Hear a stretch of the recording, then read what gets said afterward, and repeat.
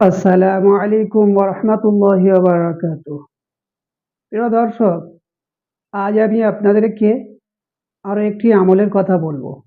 যে আমলটি করলে আপনি যদি ঋণগ্রস্ত হয়ে থাকেন, এই আমলটি করার পরে ইনশাআল্লাহ তাআলা আপনি আর ঋণী থাকবেন না।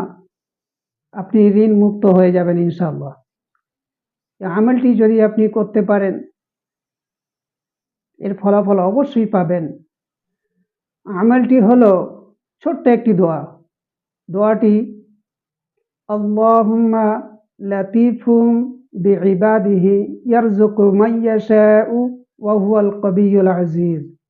আল্লাহুম্মা লাতীফুম বিইবাদিহি ইয়ারযুকু মান ইয়াশাউ ওয়া হুয়াল কাবিয়্যুল আযীজ। এই দোয়াটি নামাজের পরে পরে যদি আপনি এই দোয়াটি পড়েন, ইনশাআল্লাহ তাআলা আপনি ঋণ মুক্ত হয়ে যাবেন।